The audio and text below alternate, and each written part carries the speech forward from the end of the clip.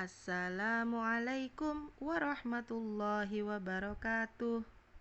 Semangat pagi teman-teman kelas 5.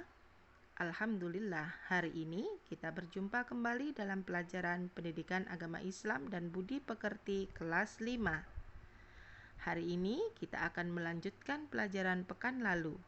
Tema kita hari ini adalah mengenal Rasul Ulul Azmi dan mukjizatnya.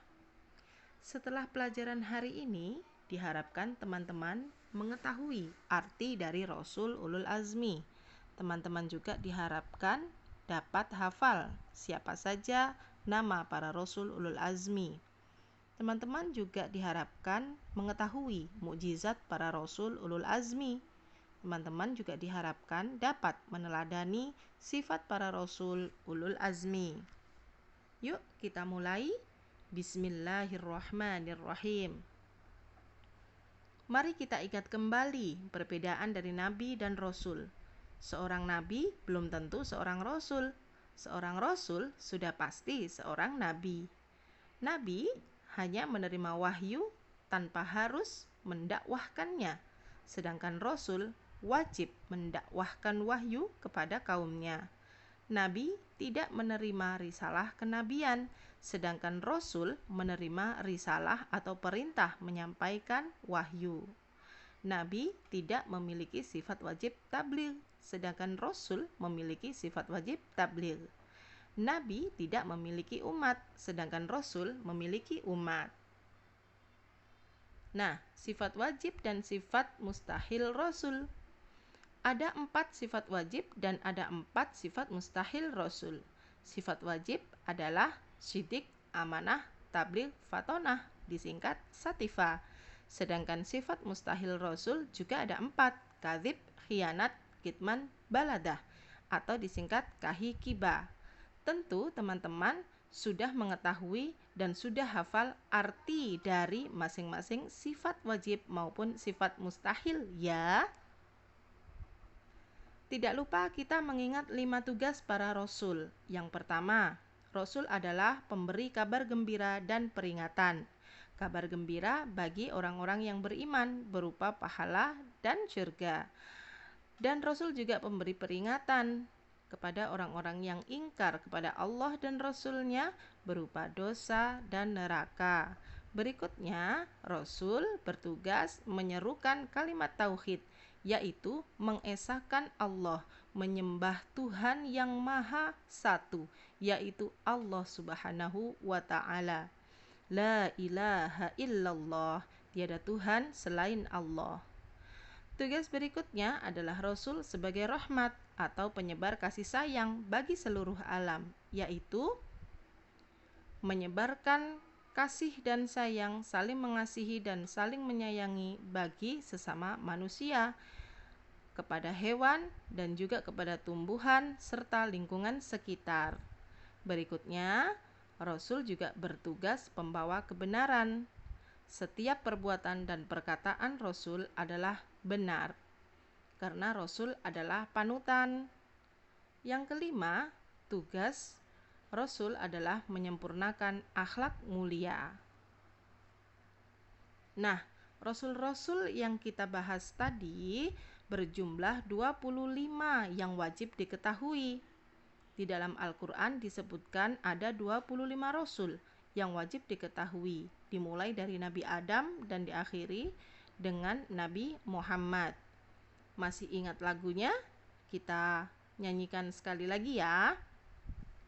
Adam, Idris, Nuh, Hud, Sholih, Ibrahim, Lut, Ishak, Ismail, Yakub, dan Yusuf, Syuaib, Harun, Musa, Daud, Zulkifli, Sulaiman, Ayub, Yunus, Zakaria, Ilyas dan Ilyasa, Yahya, Isa, dan Muhammad. Itu semuanya nabi kita orang Islam. Nabi Adam adalah nabi pertama sekaligus manusia pertama di muka bumi. Sedangkan Rasul terakhir adalah Nabi Muhammad SAW. Nabi Muhammad disebut juga sebagai Khotamul Anbiya wal Mursalin. Artinya, beliau adalah penutup para nabi dan rasul. Nah, dari 25 nabi yang sudah kita hafal ini, ada beberapa orang rasul yang istimewa, lebih istimewa daripada rasul yang lain. Dan rasul-rasul ini disebut sebagai rasul ulul azmi. Apa itu rasul ulul azmi? Rasul ulul azmi, rasul artinya utusan, ulul artinya memiliki, azmi artinya kesabaran atau ketabahan. Jadi rasul ulul azmi artinya rasul yang memiliki kesabaran atau ketabahan yang sangat kuat dibandingkan dengan rasul lainnya dalam menjalankan tugasnya menyampaikan ajaran-ajaran Allah Subhanahu wa ta'ala. Jadi teman-teman, 25 rasul ini ada yang istimewa, disebut rasul ulul azmi. Kenapa istimewa? Karena mereka memiliki ketabahan dan kesabaran yang luar biasa dibandingkan dengan rasul lainnya. Siapa saja mereka? Nah, kita singkat dengan Mimin, M-I-M-I-N, yaitu Nabi Musa alaihissalam, Nabi Ibrahim alaihissalam, Nabi Muhammad sallallahu alaihi wasallam, Nabi Isa alaihissalam, Nabi Nuh alaihissalam. Kita singkat dengan Mimin, M-I-M-I-N. Jangan lupa ya, kalian harus hafal siapa saja Rasul Ulul Azmi. Nabi Musa, Ibrahim, Muhammad, Isa, Nuh, atau mudahnya disingkat Mimin. Kali ini kita akan membahas tentang Nabi Musa.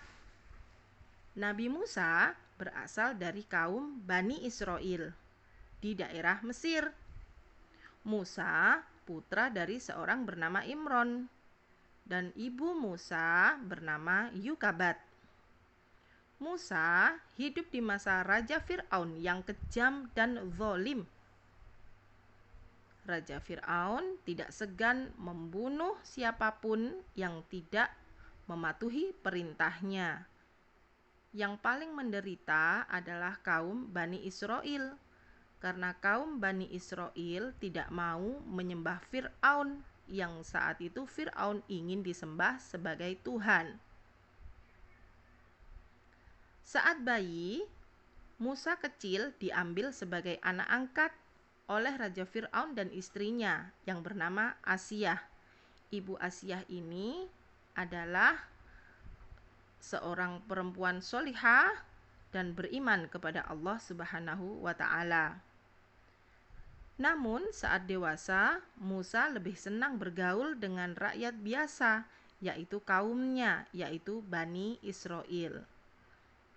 Nah, Nabi Musa diutus Allah untuk memimpin Bani Israel dan berdakwah mengingatkan Fir'aun yang kejam dan zalim. Dalam berdakwah, Nabi Musa dikaruniai mukjizat oleh Allah untuk membantu kelancaran dakwahnya. Mukjizatnya adalah tongkatnya bisa berubah menjadi ular yang sangat besar ketika melawan tukang sihir Fir'aun. Telapak tangan Musa bersinar terang setelah dikeluarkan dari saku jubahnya. Tongkat Nabi Musa juga dapat membelah Laut Merah ketika dikejar Fir'aun dan tentaranya saat Nabi Musa menyelamatkan Bani Israel dari kekejaman Fir'aun. Tak lupa Nabi Musa diberikan wahyu oleh Allah berupa kitab Taurat sebagai pedoman hidup bagi kaumnya, yaitu Bani Israel. Nah, dalam dakwahnya Nabi Musa bersama saudaranya, yaitu Nabi Harun. Nabi Musa menikah dengan putri Nabi Syuaib, yaitu Shafura. Nabi Musa juga sempat berguru kepada salah seorang nabi, yaitu Nabi Khidir. Teman-teman, dalam berdakwah, Nabi Musa sangat pemberani dalam menyampaikan kebenaran. Meskipun Fir'aun sangat kejam dan sangat berkuasa, tapi Nabi Musa tidak pernah gentar melawannya. Nabi Musa tidak ragu memimpin Bani Israel dan menolong mereka keluar dari kekejaman Fir'aun. Nabi Musa tidak pernah berputus asa. Dia selalu teguh dalam pendiriannya dan selalu memohon pertolongan Allah dalam melaksanakan tugas kenabiannya.